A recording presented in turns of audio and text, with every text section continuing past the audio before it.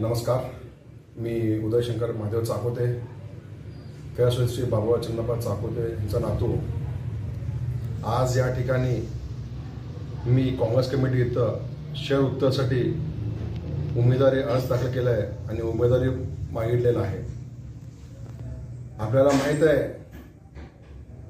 बाबूरावांनी किती कामं केलं, सोलापूरच्या शहर उत्तरचा विकास किती झाला आणि ह्या विकासामध्ये आपण सगळ्यांना माहीत आहे मार्केट असो, शिदोश कारखाना असो, शरद सूत मिल असो किंवा लोकांच्या दैनंदिन जीवनाच्या समस्या असो, आपांनी खूप कामं केलं. ह्याच त्यांचं हे विजन बघून मी पण त्यांच्या पावला पाव ठेवण्यासाठी आज मी हे विचार करून ह्या सोलापुरात आज मी शहर फॉर्म भरलेला आहे. तुम्हाला माहीत आहे मागच्या 20 वर्षापासून काय चाललंय, जे स्थानिक आमदार आहेत ते फक्त भावनिकच काम करतात. लोकांना फक्त भावनिक भेटतात, भावनिक जातात, येतात, गाठीभेटी घेतात, तेवढंच करतात. पण त्याच्या पुढं त्यांनी कुठल्या विकासाचं कामं केले नाही.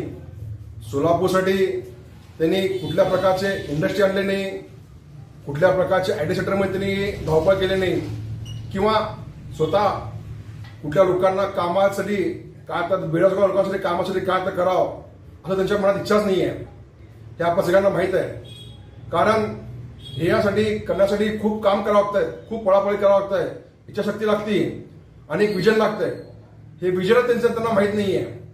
मग अशा ठिकाणी त्यांनी येत्या 5 वर्षामध्ये ह्या एका वर्षामध्ये त्यांनी कामाचा धडाका लावलेला आहे. येत्या 20 वर्षामध्ये त्यांनी काय केले, काहीच कामं केलं नाही. आता जेव्हा इलेक्शनचं त्यांचं वातावरण बिघडलं मग त्यांनी कामं चालू केले. एवढं कामं काय करण्याचा उद्देश काय, एवढे दिवस काही का झोपले होते का? कुठल्याही प्रकारचं त्यांनी काम केले नाही आणि स्वतः त्यांनी त्यांच्या परिवारासाठी परवा मार्केट यार्डमध्ये त्याच्या मुलांसाठी त्यांनी अर्ज दाखल केले. ही कुठली एका कार्यकर्त्याने संधी दिली नाही, पण स्वतःच्या मुलासाठी त्यांनी केले. ही कुठली भावना नाही. आपण सगळ्यांना माहित आहे मी स्वतः एक नगरसेवक होतो. माझ्या वाड्यामध्ये तुम्ही बघितलं मी कमीत कमी 10 कोटीचे कामं केले. मी साधारण नगरसेवक असून मी दररोज महापालिकेत जाऊन म्हणजे कामात धडाका लावत होतो. या माध्यमातून तुम्ही साखरपेठमध्ये बघा, प्रत्येक घरामध्ये मी विहिरीचं पाणी सप्लाय केलंय. उन्हाळ्यामध्ये कुठल्याही घराला पाणी टंचाई होऊ देत नव्हतो आणि या लोकांना तिथलं माहित आहे. माझं काम जोडापेठमध्ये बघा तुम्ही, ज्या प्रकारे रोडचे कामं झालेत ते कामांचं त्यांनी तारीफ खूप करत होते. अशा कामासाठी जरी मी का केलो म्हणजे मला माहित आहे लोकांची समस्या किती आहे. तर मी लोकांना विनंती करतो की येणाऱ्या काळमध्ये तुम्ही कुठल्या भावनिक प्रमाणात जाऊ नका आणि शहर उत्तरचा विकास करा. माझ्यापाशी शहर उत्तरचं ब्ल्यूप्रिंट तयार आहे आणि काय काम करणार, काय विजन आहे मी आता डोक्यात ठेवलेलं आहे. आपण सगळं मी पुढच्या 20 वर्षाचं विजन ठेवून मी काम करणार आहे. कारण काय, ही काळाची गरज आहे. जर आज आपण कोण केलं नाही तर 100% येणाऱ्या काळमध्ये आपल्या कोणाला पण कुठलंही काम मिळणार नाही. आता आपण 20 वर्ष मागं पडलाय. हे 20 वर्ष नाही, आपण कमीत कमी 40 वर्ष मागं पडलाय. कारण आता इंडस्ट्रीने येणारा जो पिढी होती आज 20 वर्षानंतर त्यांना कुठलंही काम मिळत नाही. हे काम मिळणार नाही म्हणजे ते सगळं सोलापूर स्थळांतर होणं, बॉम्बे पुन्हा इकडे चालले. आपल्या बाजूचं गाव विजापूर बघा, गुलबर्गा बघा किंवा लातूर बघा, ते किती टिळत आहेत. इथं कुठल्याही प्रकारची इंडस्ट्री येऊ देणं, यांनी आणण्याचा प्रयत्न पण केला नाही. का? कारण यांना ते विजनच नाहीये. तर आज तुम्हाला माहित आहे मी काँग्रेस पक्षाला एक संधी मागितलाय की बाबा आम्हाला शहर उत्तरसाठी आपण सगळ्यांना धडपावं लागेल.